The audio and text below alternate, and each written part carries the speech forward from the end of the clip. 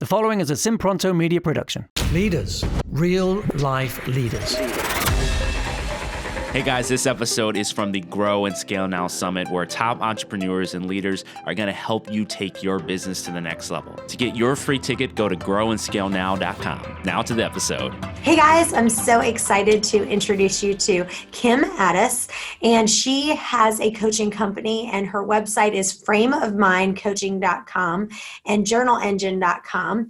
And we are talking today about how does a service-based business scale and grow.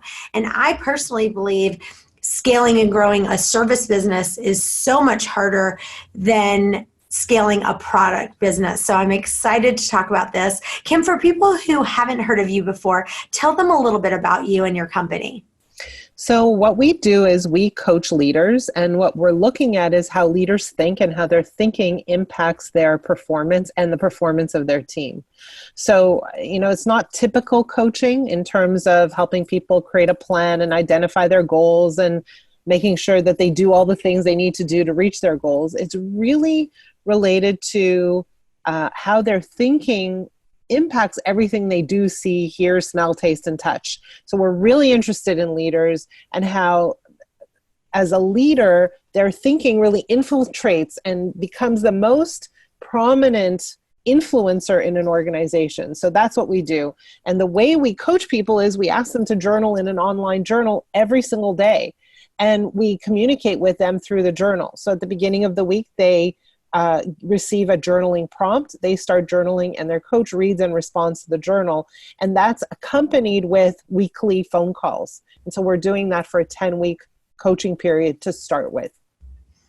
Yeah, it is. When I first, thought about your website, I was like, frame of mind coach, like I had to think about it, right? Yeah. And then when I read more about it and it said that the reason why it's called that is because the person's thinking has a greater impact on their outcomes than any other contributing factor.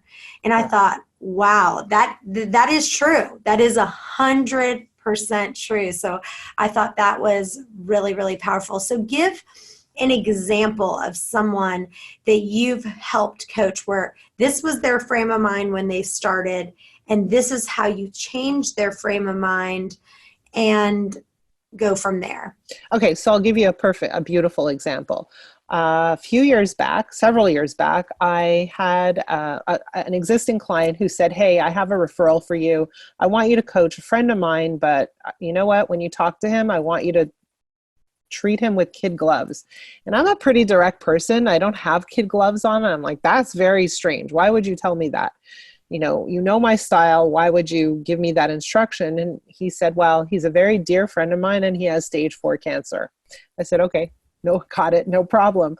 So I hop on the phone with this guy, and his name happens to be John. And I ask him 2 questions. I'm like, number one, what do you want to achieve as a result of coaching? He said, and number 2 is, how long do you have left to live? Hard question to ask someone. He says, well, I don't know exactly how long I have left to live. I'm guessing about 2 years. But what I want you to help me do, it's very important to me that you help me increase my productivity. Now, if you had 2 years left to live, would you be thinking about your productivity? Maybe not so much, right? I said, well, why is that so important to you? He said, well, it's because I really want to leave behind a legacy for my family, and I don't feel like I'm producing as much as I could be. And so what I really want you to do is help me maximize my time, my hours, my days, make sure I'm doing all the things that I'm supposed to be doing, and make sure like I cram every day and walk away at the end of the day feeling like I've done as much as I can in that day. And I'm like, well, hold on a minute. Tell me what it is that you really, really want. And he said, well, what I really want is more time. And what I really want is I want to grow my business so that I could sell it. And what I really want is I want to run a marathon, and I want to take my mother on this big vacation, and I want to be in this amazing relationship. And I want to have a house, and I want to have Thursday night dinners with all my friends, like a mastermind kind of dinner. I'm like, well, let's do that. Hey guys, I want to take a minute real quick to tell you about this retreat that I'm putting together.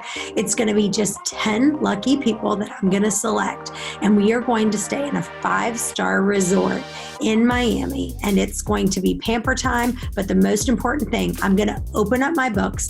I'm going to show you everything. You're going to leave there with my Word docs. You're going to leave with a USB drive with all the information that I've possibly done, every system in place. A lot of times you go to these conferences, you get all jazzed up, but you don't walk away with anything. You're going to walk away with this retreat with tons of systems. Go to chantelray.com/retreat to learn more.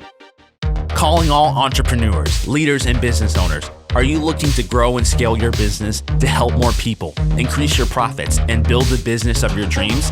Then you need to attend the Grow and Scale Now Summit, a free virtual event where you can learn from top leaders and thinkers who have grown and scaled their businesses by the millions.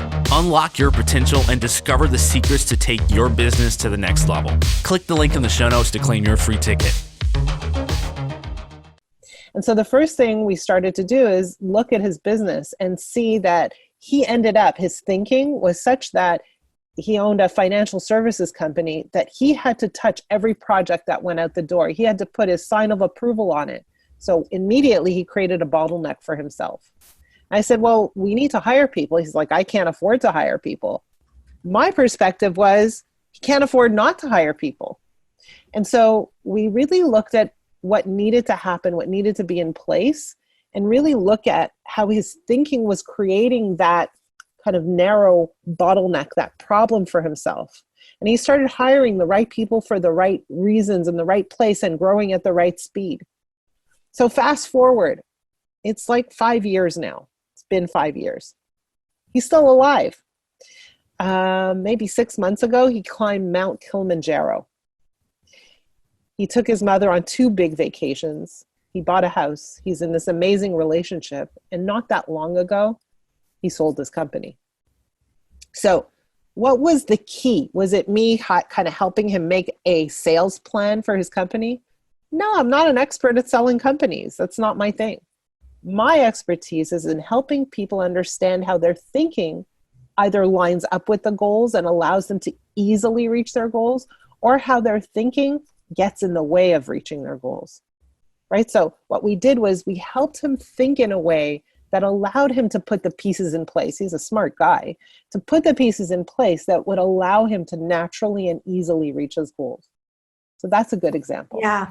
I think what I'm hearing you say is about limiting beliefs. Like, limiting beliefs are those things that constrain us in some way, right? So just by believing them, we do not think or do say the things that we need to because we have those limiting beliefs on ourselves. I'll give you an example for me of a limiting belief that I have to struggle with every single day. So I have 3 companies, but one of them is a real estate company. So I started out as a real estate agent. I hired my first assistant and my first team member before I was done with training. I was like, okay, let's go. I hired a team. Within my first year, I had, quite a large team. And then now we have over 200 employees and agents in 7 locations. So, but one of the limiting beliefs that, because I started out as the Chantel Ray team before I started Chantel Ray Real Estate, it was like in the beginning, I was saying to people, join my team. And so when agents want to join a real estate team, it's more of the team leader. It's kind of Chantel Ray team, and they're kind of agents that work underneath them. But it's different when it's a brokerage and they're more independent agents instead of interdependent agents. Does that make sense? Yes. So one of the feedback, because I was at one point Chantel Ray team and then moved to Chantel Ray Real Estate, a limiting belief that I have to constantly strain for is that people say things like, well, I don't want to join the Chantel Ray team. I want to be part of a brokerage. Even though we are a brokerage now, people maybe from, 10 years ago, still remember us as the team concept. So if someone has that, who cares what the limiting belief is? what would they need to do to say to themselves to get them past that point of every time that thought goes into their mind, what are they doing to combat that? Well, the question is, do you have that limiting belief, or do the people you're talking to have that impression that you're not actually a brokerage, but you're just a team?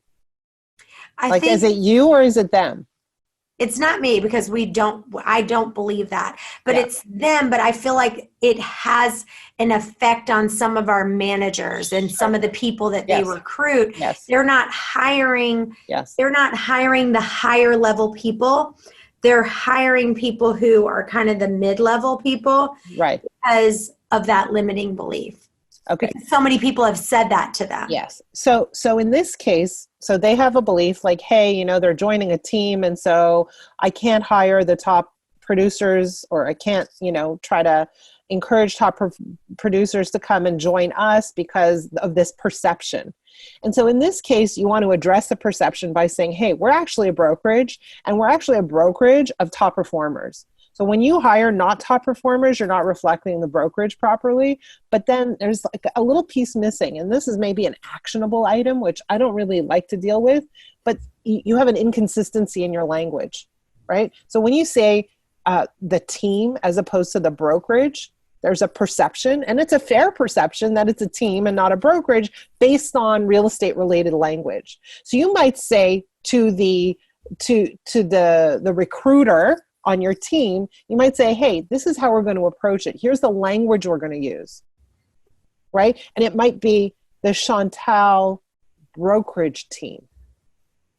Stick in that word brokerage somewhere that will allow them to get more comfortable with the idea that it's a company, not just a team, right? So sometimes language, actually all the time language, supports our belief. Hope you enjoyed this episode from the Grow and Scale Now Summit. Again, you can get your free ticket now at growandscalenow.com. Thanks for listening to this episode of Real Life Leadership. If you'd like to get the show notes or access more resources, log on to reallifeleaders.com/podcast to get the show notes from this episode and any other resources we might have mentioned. And also, we'd love to hear from you. Be sure to review or rate this podcast on Apple Podcasts to help spread the word.